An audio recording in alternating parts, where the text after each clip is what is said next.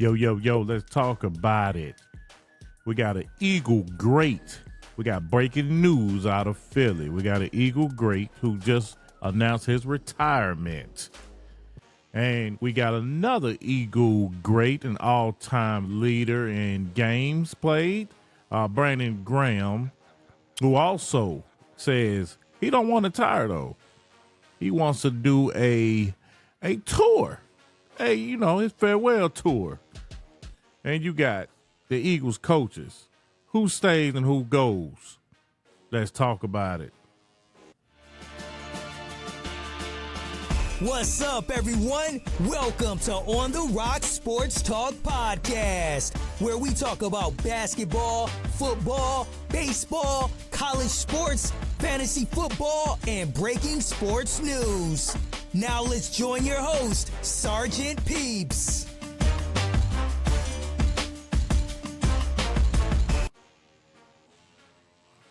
Yo, yo, yo, yo, yo. What's up? It's your boy, Sergeant Peeps, back in the building on the Rocks Sports Talk.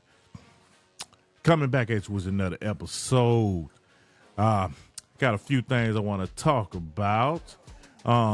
First thing I want to talk about was I just want to touch up on some the game yesterday. It's quite concerning. The reason why I say that is because if this team's going to move forward, I think this is the elephant in the room that need to be addressed. And the way these coaches have put Jalen Hurts and this offense handling the blitz, and that's a Nick Sirianni problem, and Brian Johnson and the quarterback. There is a quarterback coach. No, it's not the quarterback coach. But anyway, I want you to look at this and you tell me what you think.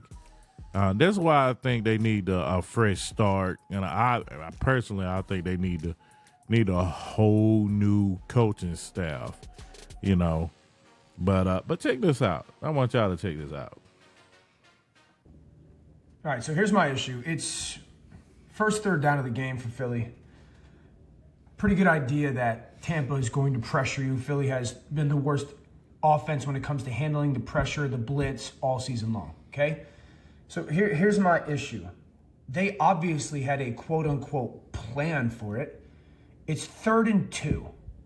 They take Gainwell to back outside, which I like. You're gathering information. He's matched by Levante David. High chance there's a man coverage. He's up in press, he's up in press, he's up in press. There is nobody in the middle of the field. They have 1, 2, 3, 4, 5, 6, 7 guys right up. All 11 are within 4 yards of the ball, okay? So you have a plan. Now look at Hurts. As he brings Gainwell in, he going, hey, alert, alert. Like he's changing the play. They called 2 plays in the huddle. They are prepared for man. They are prepared for pressure. Alert, alert, alert, check, check, check, okay? The answer, at least plan-wise, was just to run 4 straight verticals. Vertical, vertical, vertical. And it looks like maybe Devontae's running an arc release slot fade. I don't mind a vertical option here. This is what I don't understand plan-wise. If you have, usually when defenses play zero and pressure, they're all going to be at like 6 or 7 yards off the ball. Okay? Maybe a little closer because it's 32. They're all in press. You're standing still the whole time. You do nothing to help the players. It is just run in a straight line fast. Of course they're not going to win. These guys get paid as well. There's no type of pick. There's no type of change of direction. Like if you're going to do this at the bottom of the screen, have Goddard run at Carlton Davis to create some type of traffic so maybe he can win on the slot fade or rail route. It's just run straight. So while you have a at least idea that this might be coming from the defense, there's no plan to even remotely try and punish them for it. See what I mean? All vertical routes, open middle, poor route concept. I mean, the all-22, I mean, pretty much tell you. I mean, you got to listen to Dan. He know what he's talking about. That's why I think this Eagles coaching staff need to go. I would go. I'm going to have get some more content this week. I'm going to go over the coaches I pretty much like for the Eagles to get the interview. I think later on in the week, that's when they I think tomorrow they start interviewing the players. And then I think later on in the week, the owner and Howie Roseman started talking to the coaches. And I think we'll have an idea later on this week, you know, who's gone and who's not. But definitely both defensive coordinators is gone. Brian Johnson needs to be fired. I mean, he probably get on another staff.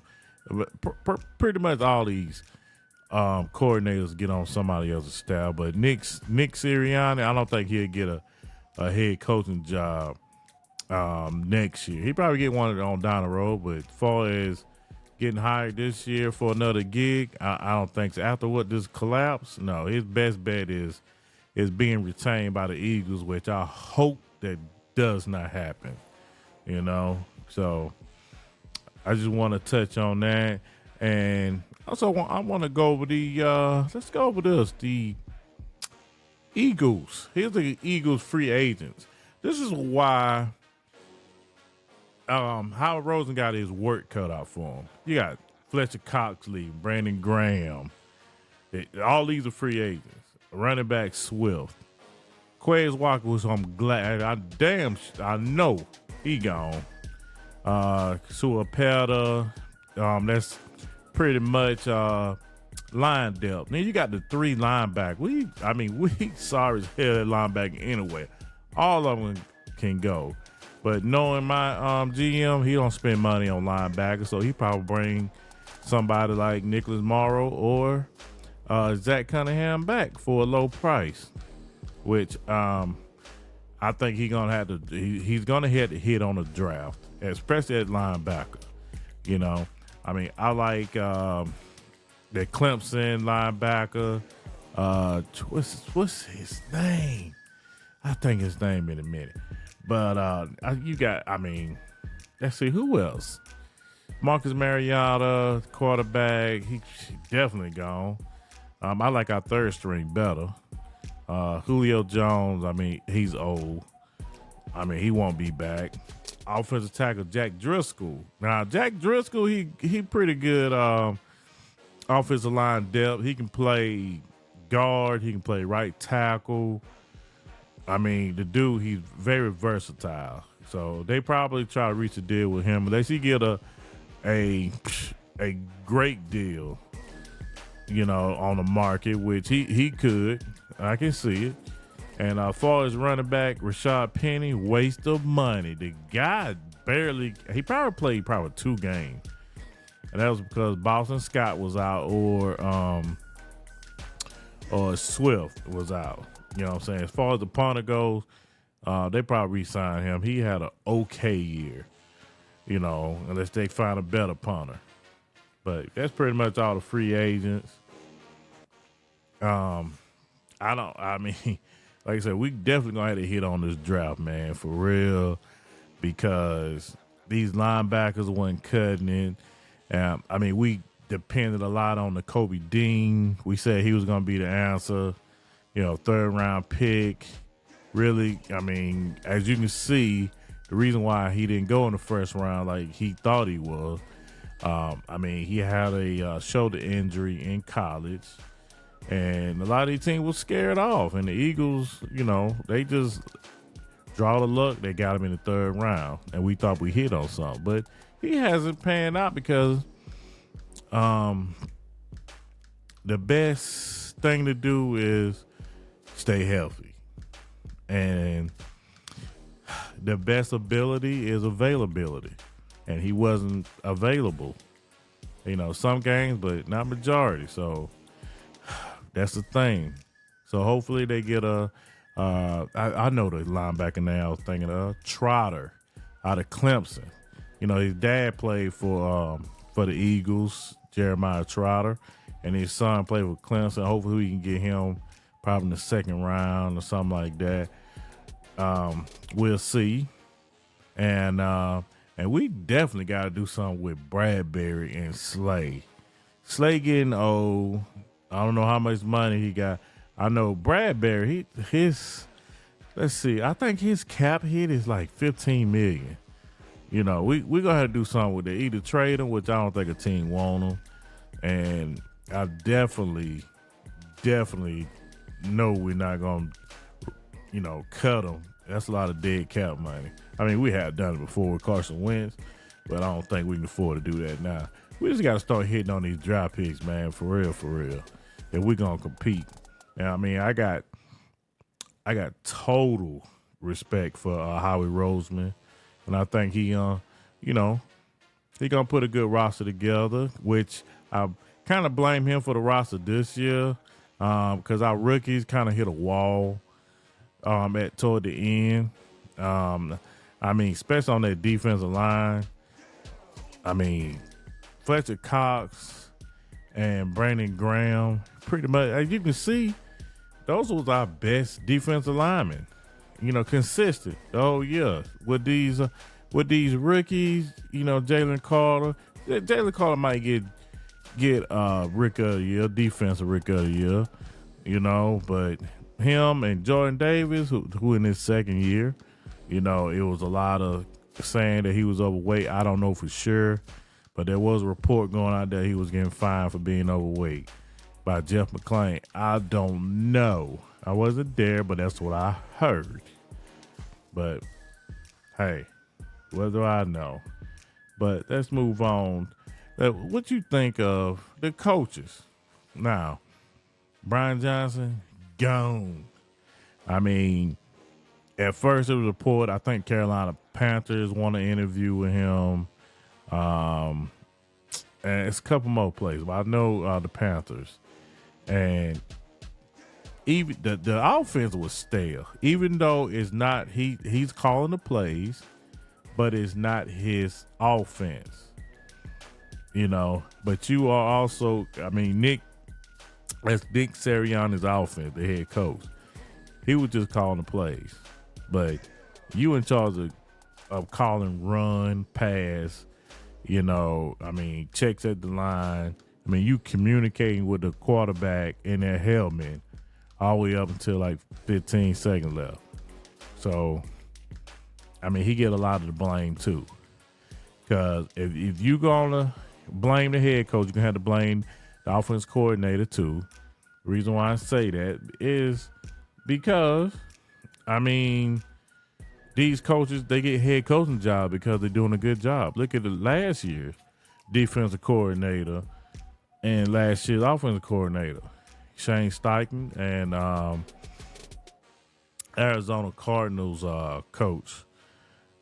And both of them, they got head coaching jobs because they did good last year. That's just how I go in this league.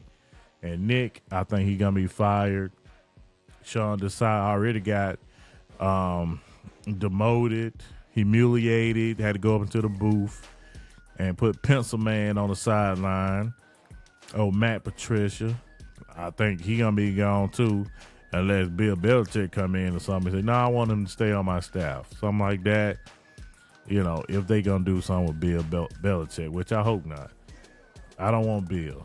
I'm going to go ahead and tell you that right now. I mean, if they get, that's up to the Eagles. I mean, anybody the Eagles hire, I'm going to be up for it, but I'm just telling you, I wouldn't want him. And Nick, I definitely want him gone. This offense, I need a lot of motion, and I need some more hot routes, stuff. I mean, I think he been, stale. And Jalen Hurts, I need some, the Nick to get Jalen Hurts up under the center more, except for the tush push. I need him up under the center more. So that's something I need to for him to do. I need for Jalen Hurts, that is. But I definitely gonna need a new coach. But we'll see what happens on that. So we'll see, man. Let's see what else we gonna talk about. We're gonna give our flowers to my boy, Jason Kelce, man. Hey, man, I appreciate you.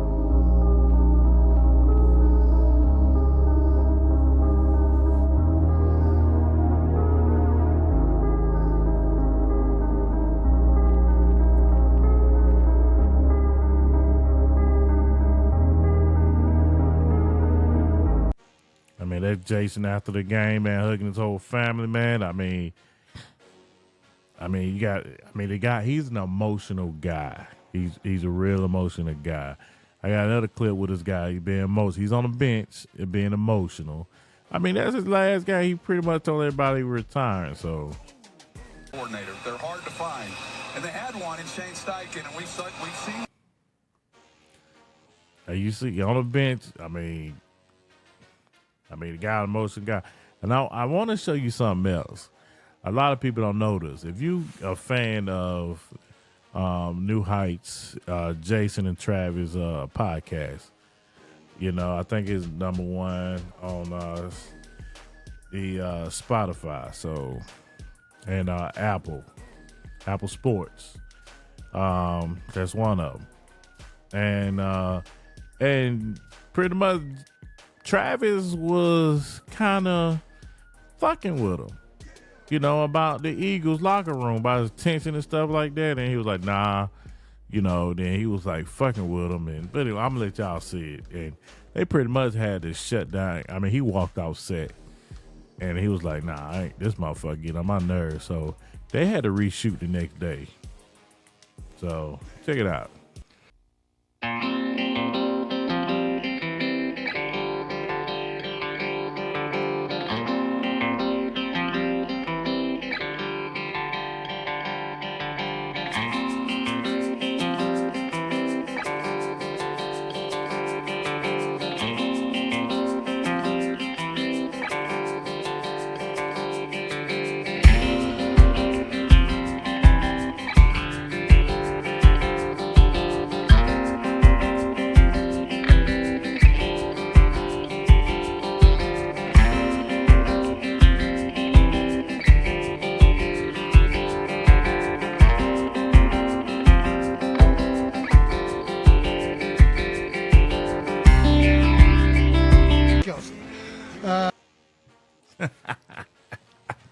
Now that's funny as fuck. You know what I'm saying? I don't have a little brother, so I wouldn't know. But that shit is fucking funny. I mean, shit happens. But I think it's great. Love the show, man. Jason, he's a great guy. Love him. Like I said, the boy, he's emotional. And he's important to the Philly community. And when we won our first Super Bowl, here's a look at Jason being emotional. What just happened? We just won the fucking Super Bowl is what just happened. How do you feel? Man, it's hard to put into words how hard this is. Congrats, Shane. Thank you so much. This team has been through so much. The resiliency, what we've overcome, the injuries, it's been incredible just to get to this moment. I'm so happy for every single one of these guys.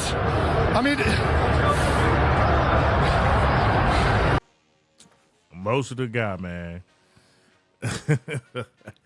Yeah, I'll never forget that night. I kind of shed a tear too when we won the Super Bowl, you know what I'm saying? So I get it, but he was on the field playing, so. But hey, here's another one of my boy, Super Bowl. Let's see. Let's go with this one.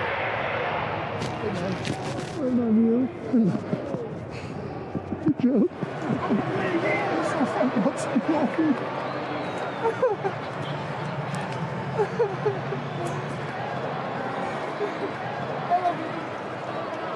Let's celebrate the triumph. Okay. See, he lost the Super Bowl, man, hugging his mom and stuff, Donna Kelce. Shout out to Donna Kelce, man. I want some of them cookies, so send me some if you can. But also, man, he was very emotional. I was emotional when we lost. I had a Super Bowl party that day. And I kicked everybody out of my house. They kept fucking with me. You know what I'm saying? So I was kind of mad. I ain't gonna lie. It took me a while. I'm still kind of mad about that, the way it ended. But it is here nor there. But yeah, shout out to Travis Kelce, man. I want to send a shout out, man. Say thanks, bro. Thanks, Travis. Jason. Fuck Travis. You know what I'm saying? I appreciate it. But appreciate y'all for tuning in. I'll see y'all tomorrow. We're going to drop some more heat for you. And, shit. See you next time. Peace. Salute.